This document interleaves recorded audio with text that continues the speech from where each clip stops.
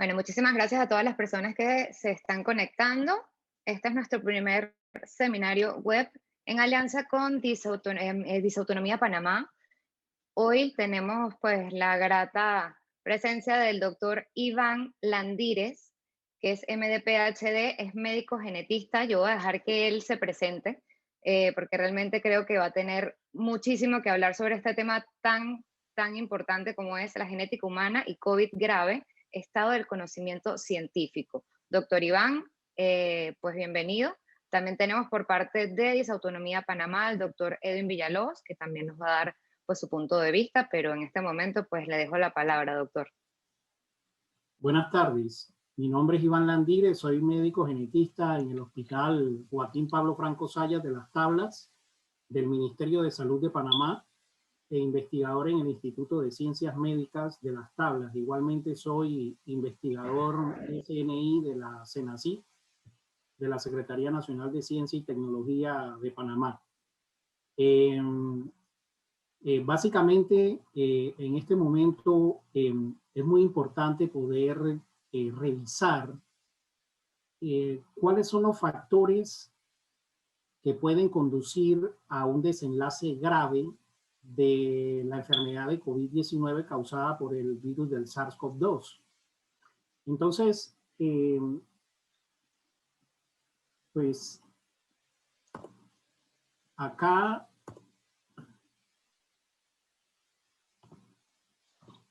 ok, entonces, bueno, realmente la pandemia de COVID-19, ya todos tenemos conocimiento, que por primera vez se empezó a identificar casos de una infección que afectaba inicialmente los pulmones y luego se podía convertir en una enfermedad grave que podía afectar todo el organismo a partir de diciembre del 2019 y que inicialmente los primeros casos fueron reportados en la ciudad de Wuhan, en China. Ese es un hito, básicamente uno de los el primer hito histórico de esta pandemia de COVID-19 que está agobiando al mundo entero. Otro hito muy importante ocurrió en febrero del 2020, justo antes de que la OMS, de que la OMS ya dijera que esto se trataba de una pandemia, ¿no? Pero justo en febrero ocurre que en un crucero llamado el Diamond Prince, que estaba viajando entre una ciudad taiwanesa y una japonesa, este crucero tuvo que quedar en cuarentena porque se identificó un primer caso de COVID-19 y después una gran cantidad de personas dentro de este crucero pues quedaron afectadas de la COVID-19. Y el hito importante acá, y por el cual yo les traigo la imagen del Diamond Prince, desde el punto de vista genético, es muy importante porque acá fue un laboratorio. Esto se trató de un laboratorio ya en febrero del 2020 de cómo era la historia natural de la enfermedad por COVID-19. Entonces, por ejemplo, con esta experiencia de este barco que quedó en cuarentena y que todas las personas estaban dentro del barco, nos pudimos dar cuenta de que aproximadamente un 40% de las personas son asintomáticas, lo cual es algo muy interesante para nosotros los genetistas, que el 40% de las personas puedan ser asintomáticas y que igualmente haya un porcentaje de personas que padezcan la enfermedad grave, por, en este caso el COVID-19. Entonces, evidentemente allí, además de todo el tema de factores de riesgo por comorbilidades y otros puntos importantes, también juegan los determinantes genéticos, también juegan un papel que pudieran llegar a ser de mucha importancia, sobre todo ahorita ya hemos descubierto que sí tienen un papel muy importante, sobre todo en el curso grave de la COVID-19 y aún más en pacientes jóvenes, ¿no? Entonces, de aquí nos empezamos a preguntar nosotros por qué algunos pacientes, siendo jóvenes, sin aparentes comorbilidades y factores de riesgo, quedan enfermos graves por la COVID-19, mientras que otros pacientes no les da nada, son asintomáticos o básicamente no presentan ninguna o presentan un resfriado leve, ¿no? A pesar de que ya pueden ser pacientes de mayor edad y con algunas comorbilidades. Entonces aquí juega un papel importante los factores genéticos. Este fue el paper, el primer artículo que se publicó en el Proceedings of the National Academy of Science, en la revista PNAS, sobre el Diamond Prince. Y acá, pues ellos muestran lo que les acabo de decir. Ahí básicamente en este primer artículo muy importante que marca un hito sobre la historia natural de la enfermedad por COVID-19, también se discute el tema de la distancia, ¿no? Y se habla de que a menos de 2 metros hay muchísima posibilidad de transmisión aérea de la COVID-19. Y se plantea además que la principal modo de transmisión del virus de SARS-CoV-2 es por vía aérea, ¿no? Ya en este artículo desde febrero del 2020. Entonces, es un artículo muy interesante, muy importante, que además de marcar un hito a nivel de interés genético, sobre todo desde el punto de vista de la genética humana, también marca todo un hito sobre la historia natural, sobre los modos de transmisión del SARS-CoV-2. Y es un artículo muy interesante que les recomiendo que lo puedan revisar en algún momento, si es que no lo han revisado todavía. Entonces, yendo al tema que nos ocupa, recordemos que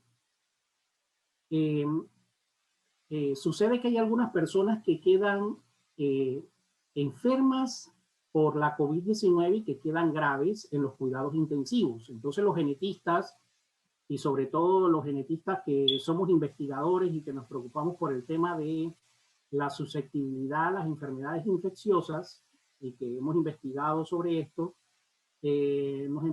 nos hemos preguntado, y de hecho algunos estudios, bueno, varios estudios ya se han hecho sobre este tema. De hecho, nosotros hemos colaborado en algunos estudios también a nivel internacional, pero lo que les quiero decir acá es que el virus, aquí ustedes pueden ver un modelo donde se muestra el virus del SARS-CoV-2 que infecta a un grupo de población específico, pero no todas las personas van a estar afectadas por la enfermedad. Entonces vamos a tener algunas personas con una resistencia a la infección, por ejemplo, algunas personas que ni siquiera se infectan. Entonces, esto ya es un tema interesante porque estamos hablando de que ni siquiera el virus puede entrar dentro de las células de la persona, ¿no? Son casos muy raros, pero pueden existir. Y casos también muy raros de personas jóvenes con una enfermedad muy rara, en este caso le llaman idiopática por infección. En este caso, el modelo podría ser el SARS-CoV-2, pero puede ser cualquier otro modelo de un virus o de una bacteria que infecte a un grupo poblacional. En este caso, podría producirse una enfermedad muy severa en un niño. Por ejemplo, un niño que tenga alguna mutación específica que se transmita de manera mendeliana a través de una genética clásica donde se afecta un gen y esa afectación de un gen produce, por ejemplo, una delección de una parte específica de ese gen que lo vuelve completamente disfuncional, o sea que no va a funcionar para nada y le va a causar que sea muy susceptible a la infección. Pero en realidad lo que más tenemos es un espectro entre un caso y el otro.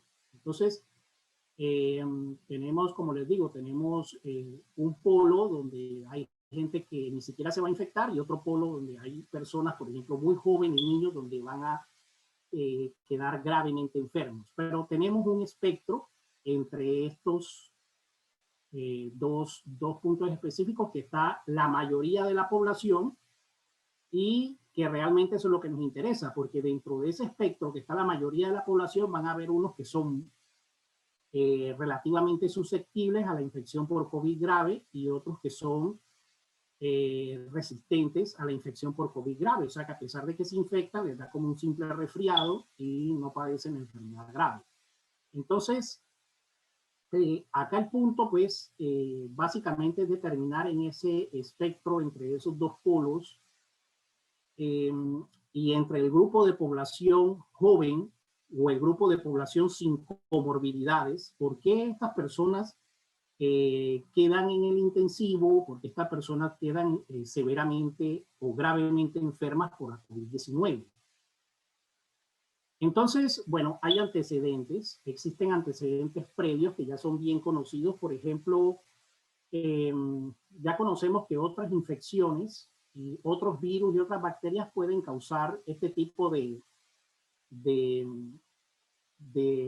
padecimientos en los grupos poblacionales y en los individuos. Por ejemplo, acá, como ustedes pueden ver, hay casos de personas con influenza con mutación en ciertos genes. En este caso son genes del sistema inmunitario innato, IRF7, IRF9, Toll-like receptor 3. Por ejemplo, para infección por rinovirus, que puede causar neumonía severa en pacientes que están afectados por diversos genes, donde hay delección de ese gen específico. Se ha visto lo mismo para el herpes simple 1, para el herpes simple 2, para el Epstein-Barr, para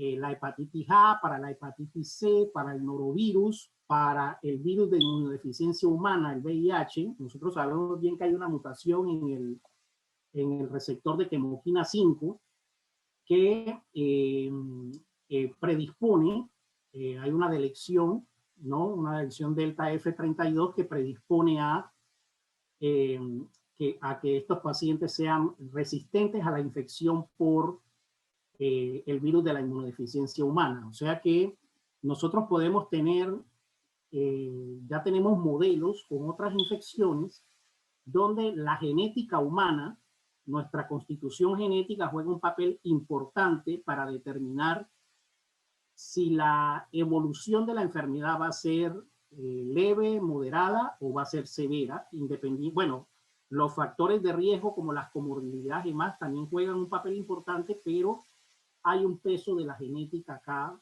en este tipo de patologías, ¿no? Entonces, al principio de la pandemia nos preguntamos, muchos genetistas nos preguntamos si eso podía ser así con el SARS-CoV-2, y evidentemente creíamos que iba a ser también así, porque ha sido, pues, para muchas otras infecciones. Y pues justo a mediados de 2020 salió este artículo muy interesante de unos investigadores en Leipzig, en Alemania, donde ellos encuentran que existe una región en el cromosoma 3 que está heredada del neandertal. Nosotros en nuestro genoma tenemos hasta el del 1 al 4% de genes neandertales. Todos tenemos genes neandertales en nuestro genoma, excepto algunas poblaciones muy específicas. Por ejemplo, las poblaciones africanas y asiáticas, casi sino que no tienen casi nada, mejor dicho, no tienen representación del genoma neandertal, pero el resto de poblaciones en el mundo sí tenemos algunos genes, bueno, algún porcentaje de genes neandertales, que puede estar entre el 1 y el 4%, depende de la región. Entonces sucede que, como ustedes pueden ver acá, este mapa resulta muy interesante porque en poblaciones europeas, ustedes pueden ver aquí que en la zona de España, en Italia, en parte de Estados Unidos y en algunas pequeñas zonas de Latinoamérica donde se pudo hacer estudios, y en la zona de la India.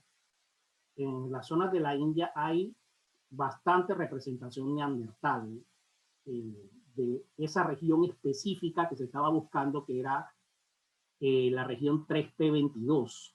Entonces, esto es sumamente interesante porque no sé si ustedes recuerdan al principio de la pandemia que en España y en Italia justamente había una alta frecuencia de infección y de mortalidad por COVID-19.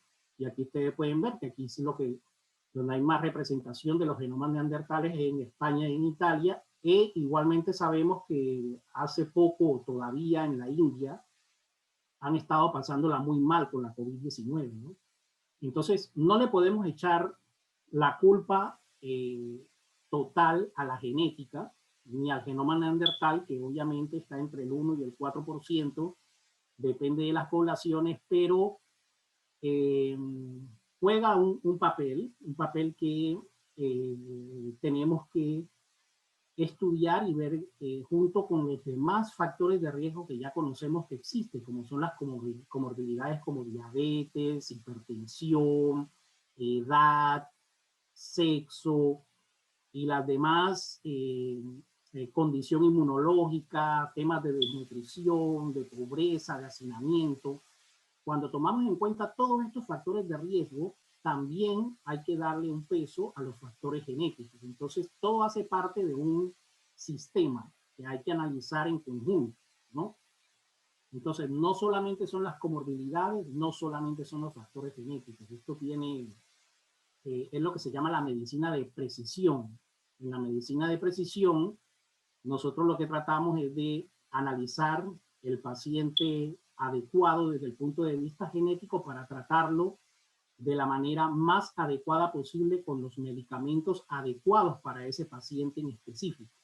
Entonces, justamente para esto nos sirve a nosotros la genética del COVID y para la genética de cualquier otra infección. Es para buscar nuevas avenidas terapéuticas, nuevos medicamentos y nuevas terapias para tratar este tipo de infecciones, ¿no? Por ejemplo, no sé, bueno, hay un caso muy interesante con el caso del VIH. En este caso, los pacientes que tenían la delección delta F en la quemoquina, esos pacientes fueron los pacientes que no, bueno, lo que sucedió con estos pacientes que tenían VIH, se hicieron en estos pacientes, a estos pacientes se les hizo trasplante de médula ósea, colocándole una médula ósea con la mutación delta F32. Y estos pacientes quedaron curados de la infección por VIH. Entonces, asimismo, es importante conocer la genética para ir descubriendo nuevas avenidas, nuevos tratamientos, nuevos medicamentos que sean de importancia. Y esto viene ayudado con en realidad con varias herramientas como son la bioinformática, como es todo lo que se hace, lo que hacemos en medicina, el análisis del paciente en general, los paraclínicos y complementado con la genética y la fisiopatología. Eso da origen a una medicina de precisión más adecuada para el tratamiento más adecuado de los pacientes. Entonces, para esto sirve. Entonces, acá quiero mostrarles uno de los puntos álgidos con el tema de la predisposición genética, y evidentemente es el receptor de la enzima convertidora de angiotensina. Este receptor sirve como, además de que tiene un papel para catalizar la reacción fisiológica de la renina-angiotensina-aldosterona a nivel de nuestro cuerpo, este receptor se encuentra distribuido de manera ubicua en varios órganos de nuestro cuerpo y en varios tejidos. Entonces, juega un papel de importancia a nivel de los neumocitos para la entrada del SARS-CoV-2. Es lo que funciona como receptor para el SARS-CoV-2. Entonces, ya se ha encontrado, por ejemplo, que existen diferentes SNPs, le llamamos nosotros Single Nucleotide Polymorphisms, que son variaciones de un solo nucleótido que tienen un factor, un peso estadístico sobre la expresión o sobre el funcionamiento de ese gen específico que se está estudiando. Entonces, acá ustedes pueden ver que hay diferentes tipos de mutaciones genéticas en el AC2. Tenemos mutaciones que afectan la región de codificación, las regiones no codificantes,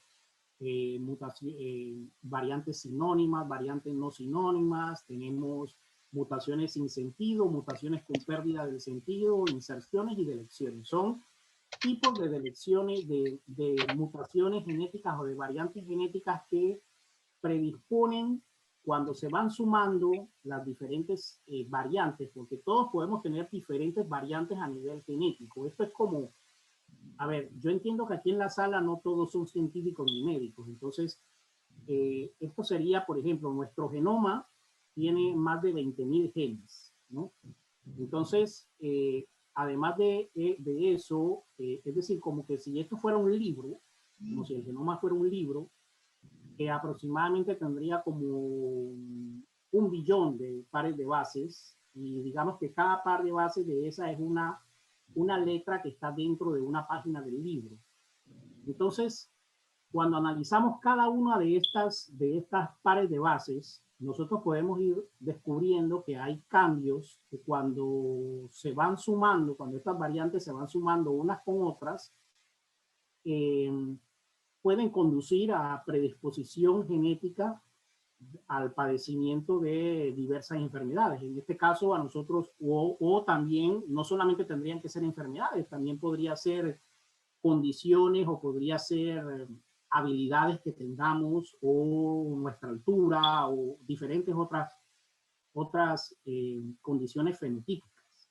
Pero en el tema que nos ocupa acá, ya vemos que puede haber diferentes tipos de variantes, que algunas de estas pueden ser mutaciones, que pueden ser cambios de interés a nivel de este receptor para el que sirve como receptor para el SARS-CoV-2. Y estas mutaciones genéticas también pueden estar acompañadas de ciertas variaciones epigenéticas.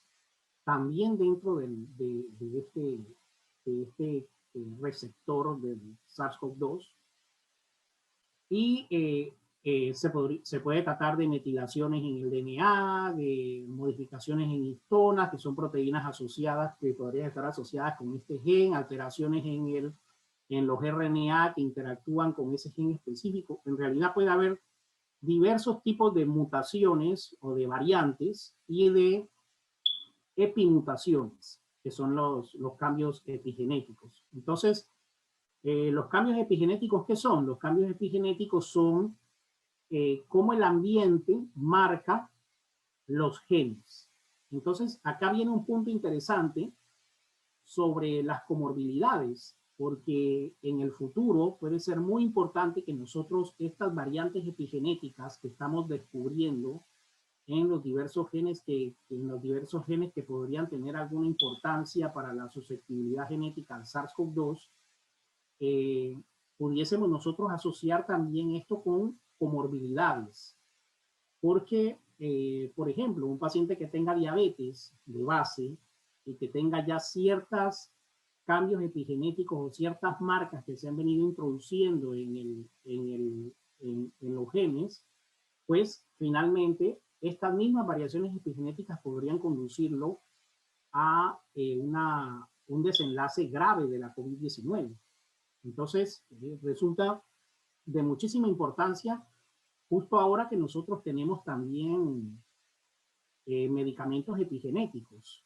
O sea que podría pensarse que en el futuro podríamos llegar a tratar pacientes con COVID-19 grave en el futuro cercano, porque ya hay medicamentos aprobados por la FDA, que son medicamentos epigenéticos que pueden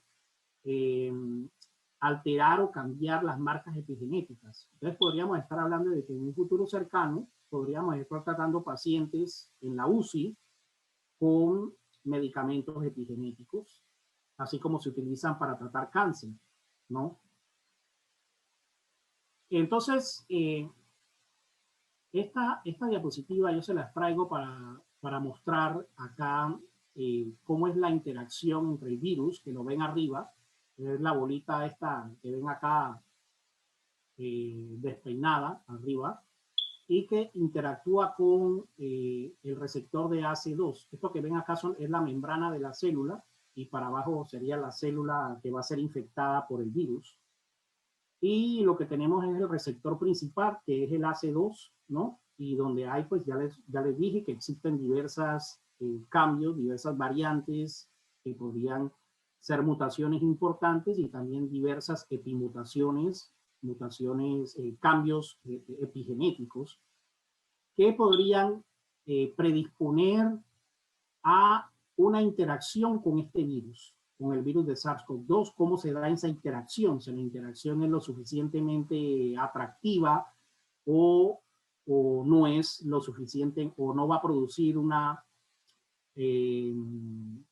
lo que decimos, se dice en inglés docking, o sea, la unión casi exacta de uno con otro para poder entrar a la célula e infectar. Pero ¿qué sucede? Para que el virus se pueda unir al AC2, él necesita de otra proteína que está codificada por otro gen, que es el TMPRSS2, que lo ven aquí al ladito del AC2. Resulta que este TMPRSS2 lo que hace es que corta la proteína spike del virus. Y la proteína spike es como la manita del virus, es la manito del virus que se va a pegar al receptor. Entonces ustedes ven que acá el virus tiene como unas manitos afuera, entonces él se pega al receptor para poder entrar a la célula, pero resulta que para que esas manitos puedan pegarse al AC2, tiene que haber un corte por el TMPRSS2 que debe cortar, debe clivar esa proteína spike para que ella quede habilitada para pegarse al AC2. Pues resulta que existen igualmente diversas variantes que ya han sido descritas a partir después de los estudios de los neandertales. Durante todo el año pasado se vinieron haciendo estudios en el mundo entero. Hay muchos consorcios a nivel internacional y países que están teniendo la iniciativa de hacer estos estudios genéticos. Desafortunadamente, pues en Panamá no ha habido este interés, pero en los países del mundo, de varios otros países, sí ha ocurrido. Entonces, ¿ellos qué han encontrado? Han encontrado, por ejemplo, que este clivaje del TMPRSS2, al clivar la manito, hace que esa manito se pegue al AC2, ¿no? Y entonces se pega de una manera más con mayor adherencia, mucho más robusta, y entonces hace entonces que el virus se internalice, entre a la célula y la infecte, ¿no? Entonces resulta que tanto del AC2 como del TMPRSS2 hay diversas variantes genéticas e epigenéticas.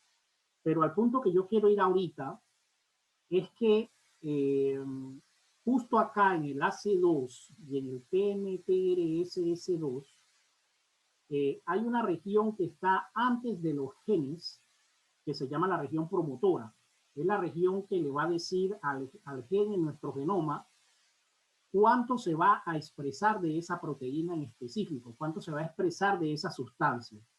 Entonces es la región reguladora o la región promotora, y en esa región promotora resulta que en la región promotora del AC2 y del TMPRSS2 nosotros tenemos receptores de andrógenos. ¿Y qué son los andrógenos? Los andrógenos son las hormonas masculinas, ¿no? Las mujeres también tienen una pequeña proporción de hormonas masculinas, pero resulta que estos andrógenos hacen que el AC2 y el TMPRSS2 se exprese de una manera en mayor cantidad, ¿no?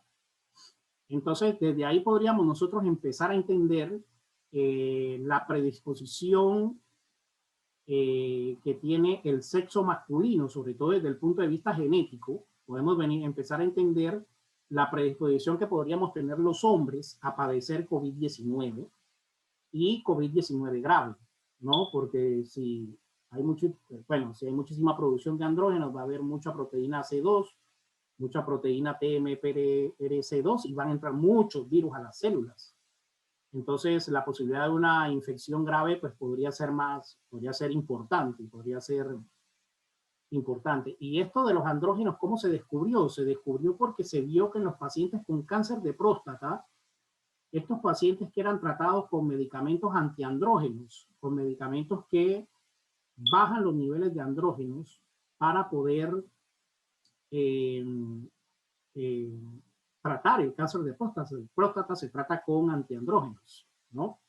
Entonces se vio que estos pacientes, o se ha visto en algunos estudios, que estos pacientes aparentemente están protegidos, a pesar de ser masculinos, están protegidos contra la COVID-19 grave, ¿no? Entonces, acá hay un link importante genético entre lo que es el sexo y la predisposición genética entre el género y la COVID-19 grave. Entonces, pero, ¿qué sucede, por ejemplo, en la mujer posmenopáusica? En la mujer que ya ha entrado, pues, en la menopausia, sucede que las mujeres empiezan a producir menos estrógenos y ella queda en una actividad que podríamos decir proandrogénica, produciendo ciertos andrógenos, donde va a haber más importancia de los andrógenos, y por eso tal vez es que nosotros vemos en la mujer posmenopáusica que hay mayor pico de infección por COVID-19 grave, ¿no? Por ahí podría explicarse también desde el punto de vista genético, pero sigamos. Entonces, como les decía hace un rato, esto no son solo los factores genéticos los que van a predisponer a una susceptibilidad a COVID-19 grave. Los factores genéticos hacen parte del grupo de determinantes que van a conducir a un desenlace de COVID-19 grave, moderado o leve, ¿no? Entonces ya ven acá hay diversos genes, diversos genotipos que van a estar asociados a factores ambientales que tienen que ver mucho, por ejemplo, con el tema de básicamente ambiental, cómo está sometida la gente, a qué tipo de vida es la que está llevando, ¿no? Y esto podría conducir a cambios epigenéticos que finalmente, unido a los factores genéticos, van a determinar en buena parte eh, el tipo de COVID que va a padecer la persona, ¿no? Entonces hay muchos factores como comorbilidades. Dentro de esas comorbilidades, pues ya todas las que se han dicho, la enfermedad cardiovascular, la hipertensión, la diabetes, la enfermedad crónica de los pulmones, el cáncer, la enfermedad renal crónica y hasta enfermedad periodontal. Se ha encontrado eh, esto de manera pues muy interesante. La edad, acá ustedes pueden ver, por ejemplo, que la edad tiene un papel importante porque allí el sistema inmune está en senescencia. El sistema inmune ha perdido su habilidad para defenderse o para tener suficiente respuesta de reserva contra el SARS-CoV-2. Entonces, eso podría explicar también por qué la edad es un factor importante en los pacientes con COVID-19.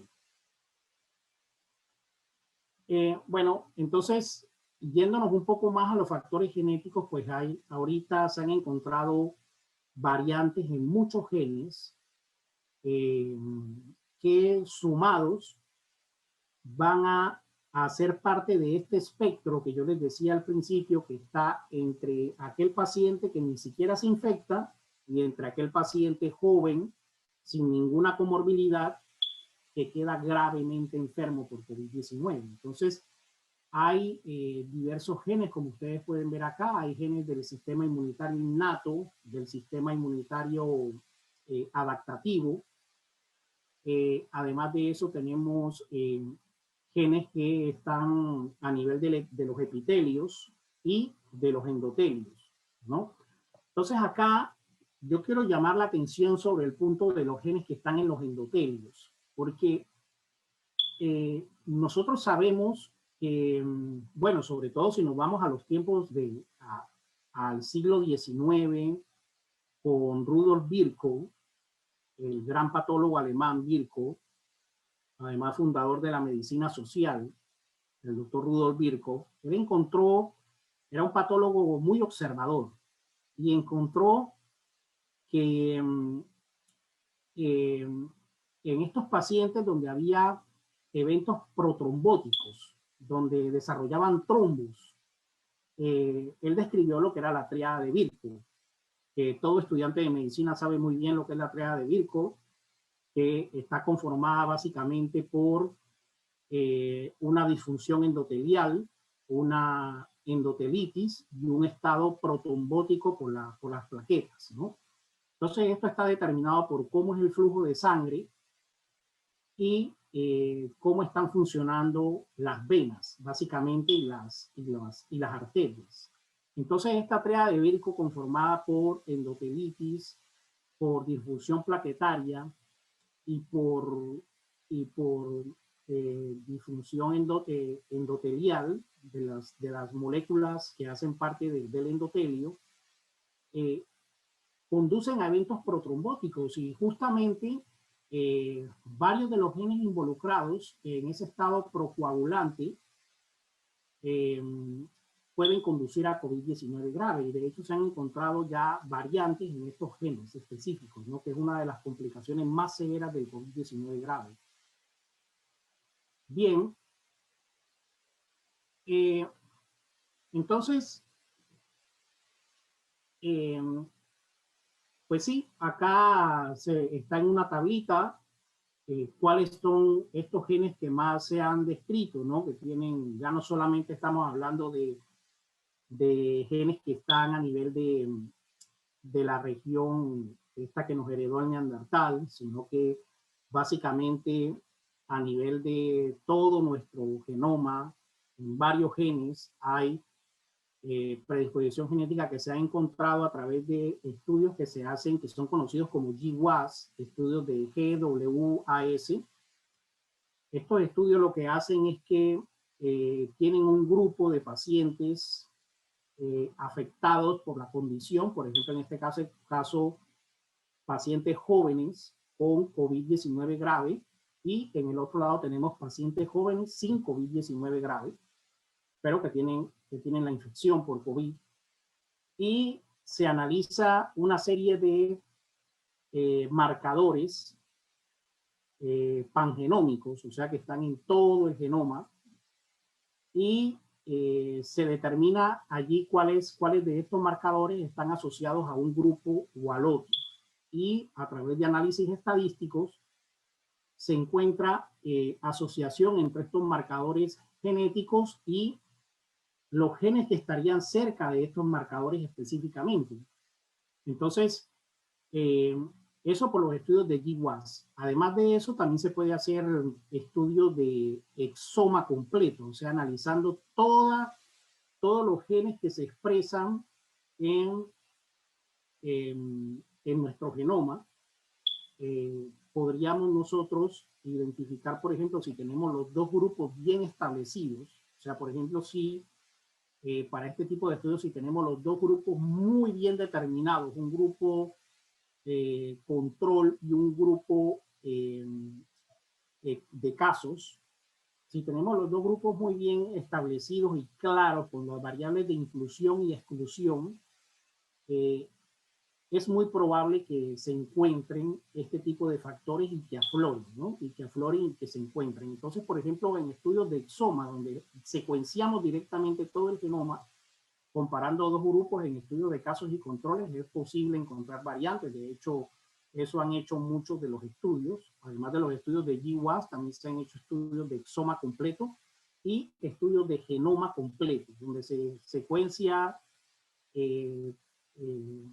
todas las pares de base de nuestro genoma, y haciendo lo mismo, ¿no? Buscando entre dos grupos específicos, un grupo que esté claramente afectado por la condición que a nosotros nos interesa y otro grupo que no lo esté, y que podamos comparar, ¿no? De acuerdo a los criterios de inclusión y exclusión que utilicemos en los estudios. Entonces, así han aflorado todos estos genes que tienen un peso, un pequeño peso cuando vamos a determinar la predisposición genética a COVID-19, ¿no? Pero cuando se van sumando cada una de estas variantes, porque en una persona pueden existir varias variantes, no solamente una, en diferentes genes.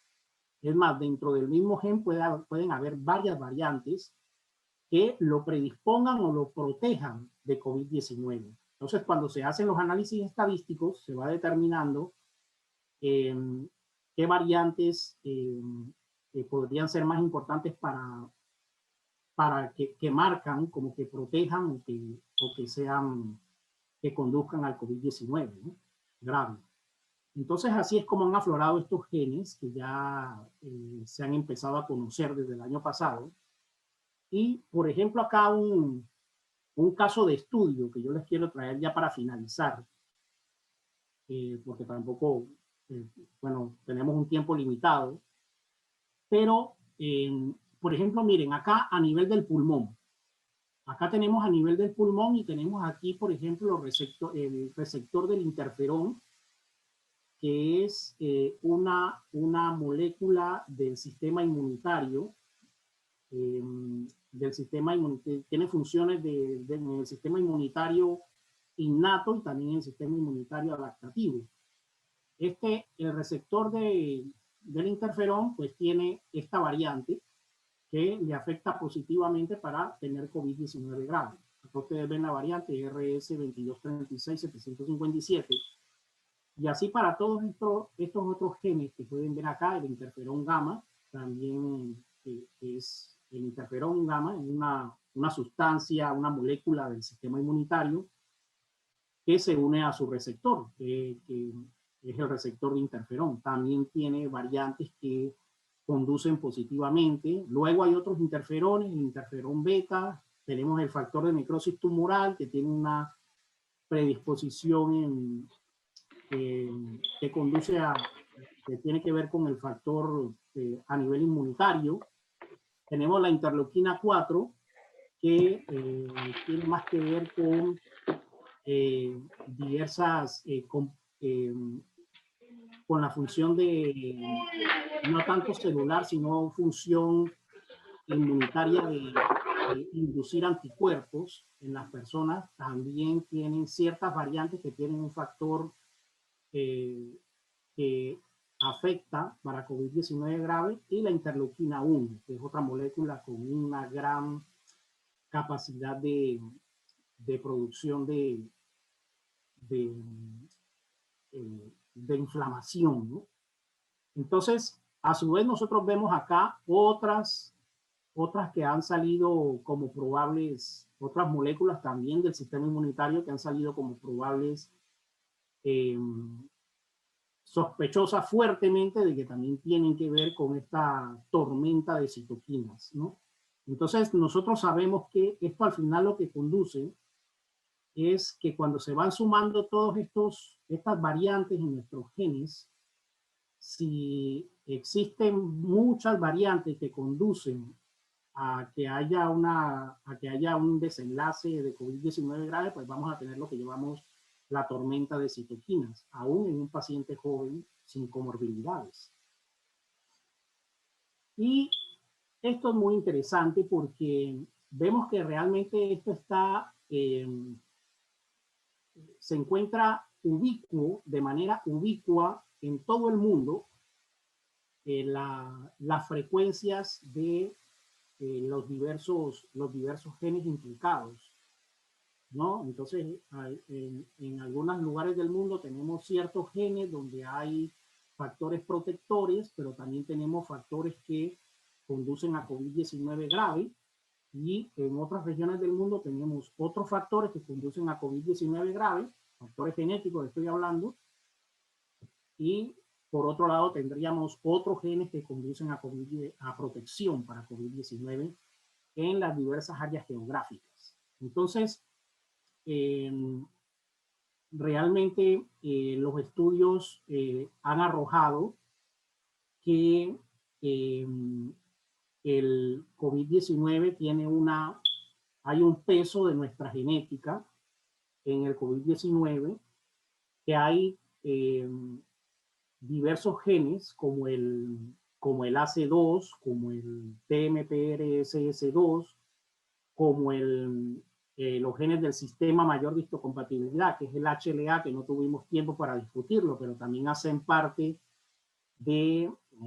parte muy importante de la regulación del sistema inmunitario, y estos genes tienen que ver con cómo el individuo responde a las infecciones, de qué manera responde, si responde a través de una respuesta más que todo celular o responde con una respuesta más que todo humoral o de anticuerpos.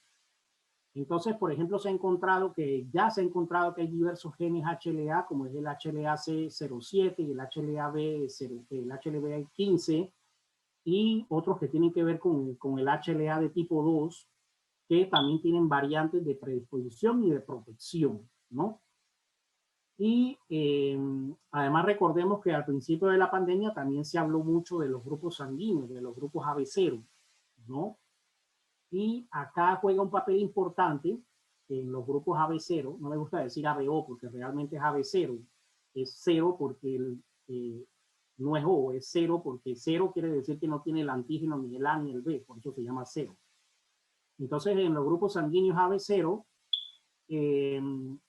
los pacientes que son 0 para esto tienen anti-A y anti-B, ¿no? En su sangre, en anticuerpos inmunoglobulina G.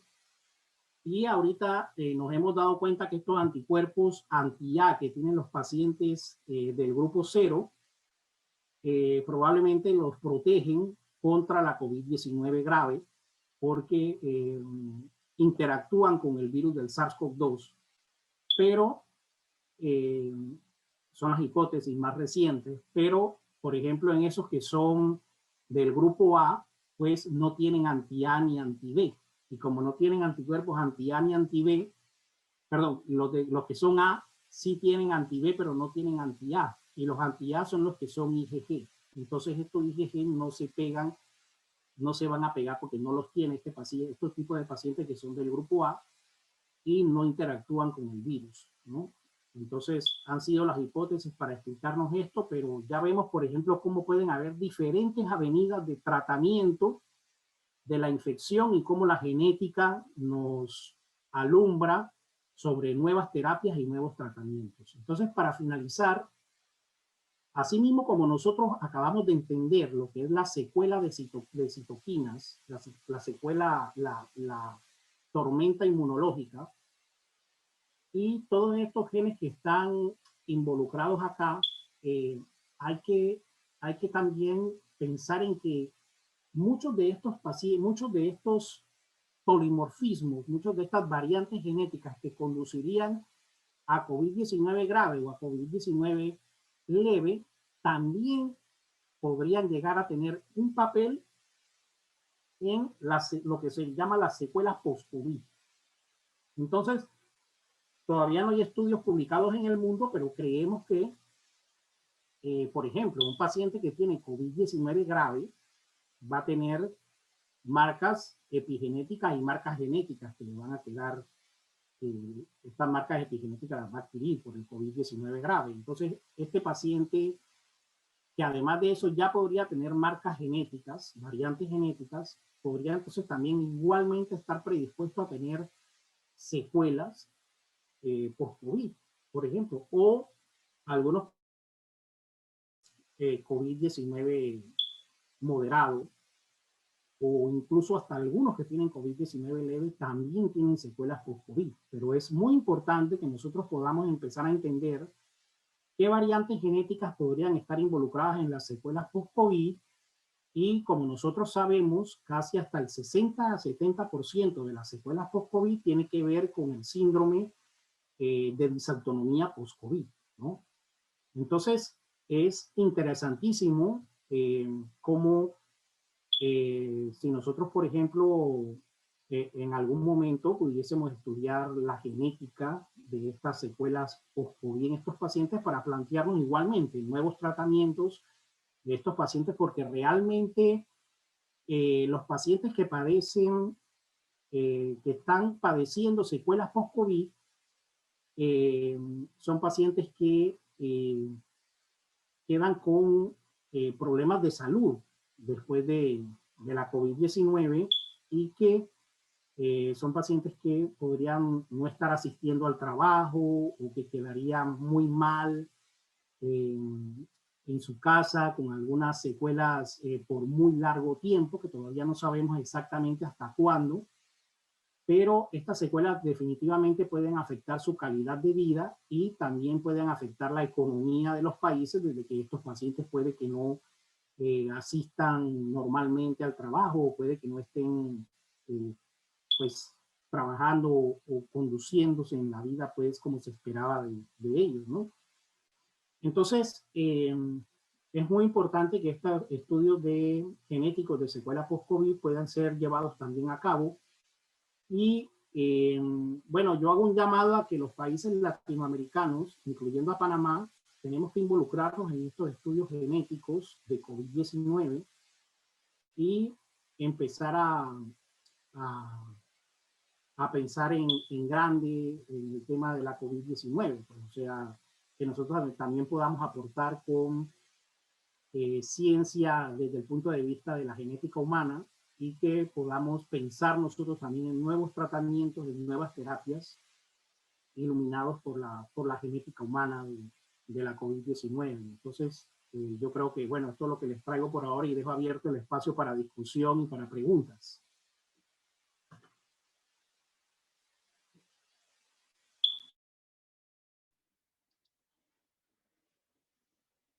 Doctor Landírez, pues en efecto nos quedan pocos minutos. No sé si el doctor Edwin Villalobos quiere agregar algo. Sabíamos que se iba a extender, así que doctor, le dejo estos minutitos. Gracias, muchas gracias. Bueno, doctor Landírez, de más está decir, perdón, que usted, como siempre, demuestra una capacidad enorme de sintetizar información tan compleja en una excelente presentación. Condensa información muy, muy difícil de comprender para las personas que no estamos dentro de el mundo de la genética, de la biología molecular, para que podamos comprender cómo algo que atañe a todos, seamos o no del campo de la medicina, seamos o no del campo de las ciencias, tenemos que entender de qué manera nuestra biología, nuestra naturaleza y la evolución de, de la especie humana realmente a través de los siglos, de los milenios, con los virus y con estos organismos ha sido paralela. Como estas poblaciones y las migraciones humanas van acompañadas de estos fenómenos también a lo largo de la historia. Entonces, para mí queda claro que hay muchísimo por aprender aún, cómo la ciencia es la que nos va a marcar el paso hacia entender realmente cuáles son las bases y los componentes para combatir y prepararnos para las siguientes pandemias y los siguientes fenómenos biológicos, que todo tiene una base biológica, que si hay componentes ambientales, si hay componentes sociales, si hay diferentes tipos de predisposiciones socioambientales, si tenemos esa carga biológica, abrimos la llave, abrimos la caja de Pandora para que se den este tipo de... Siempre va a haber este tipo de respuestas y estos efectos en las poblaciones de manera explosiva como estamos viendo ahora. Me encantó muchísimo la participación de usted, doctor. Definitivamente nos falta tiempo para hacer y continuar. Creo que desde la Fundación, doctor, le vamos a invitar también para que continuemos esta discusión y nos enfoquemos también en disautonomía propiamente dicha. A mí me encanta que podamos conversar un poco sobre el tema también de la afectación. Solamente hace unos días conversando con algunos pacientes post-COVID, el deterioro cognitivo, la afectación neurocognitiva de los pacientes post-COVID es evidente y está comprobado por cientos de estudios que se siguen realizando, que siguen dándonos datos. Las personas me dicen, mira, no importa cuántas personas les ha dado COVID, todos en mi casa, incluyéndome a mí, Edwin, incluyendo a mi vecino, incluyendo al otro, al otro, al otro, todos en algún momento sentimos que íbamos a morir. No importa que sabíamos que no nos íbamos a morir, el pensamiento de fatalidad, el pensamiento de depresión estuvo dentro de nosotros, aun cuando pasamos el momento de la enfermedad grave y crítica, quedamos por semanas con depresión. Y la mayoría de los pacientes no son referidos siquiera por su médico tratante, sea de atención primaria o sea especialista. Y eso es una pérdida dentro de nuestro sistema de salud. No estamos refiriendo a los pacientes con COVID en la fase inicial, fase intermedia, ni post-COVID para atención mental. Y es cada vez más evidente que estos son pacientes que requieren un componente multidisciplinario y esa multidisciplinariedad requiere también atención emocional. Entonces, la atención cognitiva, neuropsicológica, neurológica, está demostrado. El virus afecta el sistema nervioso. Y creo que debemos ahí hablar la próxima vez, doctor, con nuestro equipo de disautonomía. Están aquí varios pacientes, la gente de la fundación, y también agradecer muchísimo a nuestra empresa hermana de Panama Clinic, que nos ha permitido esta noche compartir con todos ellos la experiencia suya y si puede decirnos para el cierre cuál es el trabajo que usted está intentando meter y la carta de intención que compuso hace poco para beneficio de Panamá y para beneficio de la ciencia. Muchas gracias al equipo de mercadeo de Panama Clinic. Buenas noches.